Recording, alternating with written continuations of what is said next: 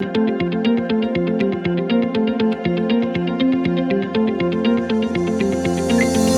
everyone, welcome back to day 5, and today we're going over a special one because we are going to talk about the Beatles Revolver, which is honestly the first Beatles album that I got into. I mean, everyone loves the hits.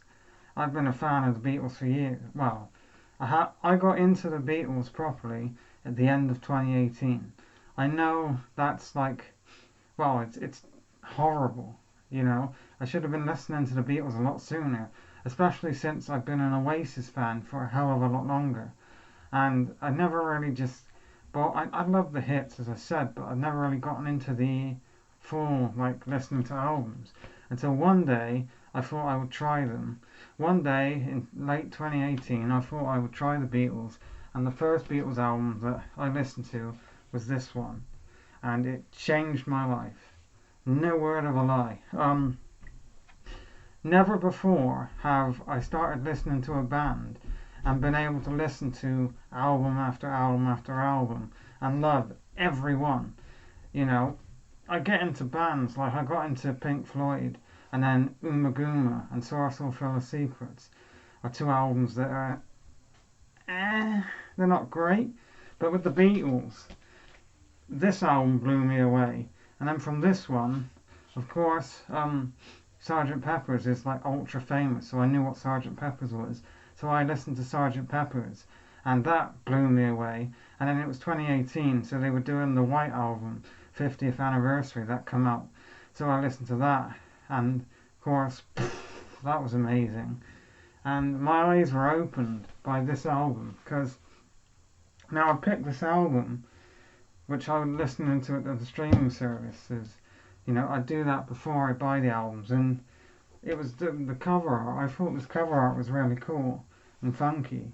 But and then you know you start listening to it. You've got Taxman, George Harrison, with that guitar and that bass line by Paul. It's just amazing. It's just some of the best bass playing ever, and the perfect way to start your album. Just superb. And then the second song goes from Taxman to Eleanor Rigby, one of the most beautifully written songs ever. The strings are brilliant. Paul McCartney's vocals, his singing, flawless.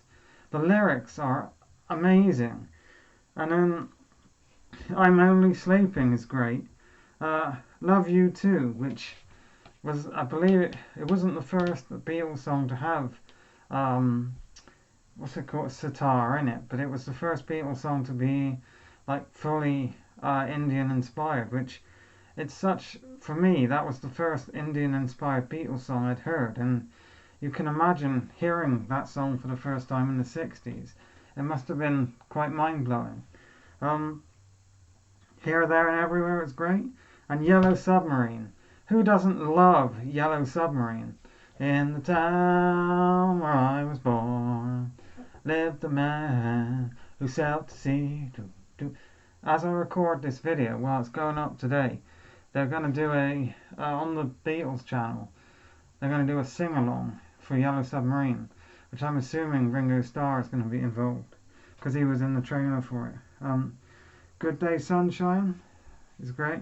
And Your Bird Can Sing has this amazing guitar riff in it, just brilliant. For No One, which Paul McCartney sings, and I'm assuming he wrote the lyrics to it. For No One is absolutely beautiful. It blew me away. I got to get you into my life. And of course, the closing track to this album, Tomorrow Never Knows. How is that a song from the 60s, you know? How were they able to figure this out in 1967 or 66? No, it was 67. How Tomorrow Never Knows could be released tomorrow and you wouldn't have known it's a song from the 60s. It is truly brilliant, and no other band, even well, this is about my music taste, so I will talk about it.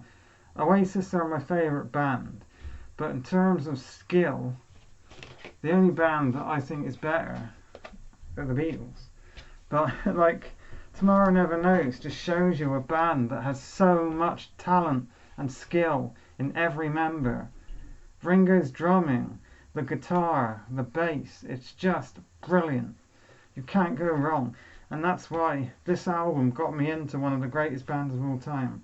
And, you know, it started my love of the Beatles. So I got it was late 2018 that I got into the Beatles. And then, so in the UK, Easter holiday is usually a bank holiday and you get about 4 days off of work. So I travelled last year, I travelled to Liverpool and, you know, I took the Beatles pilgrimage, listening to all their albums. It was just so special. And I bring that up because it was a year ago last weekend that I was in Liverpool. So just an amazing album. Definitely go and give Revolver a listen if you haven't heard it. It really does mean a lot to me. Thanks for watching, and I'll see you again next day, tomorrow. Take care, everyone.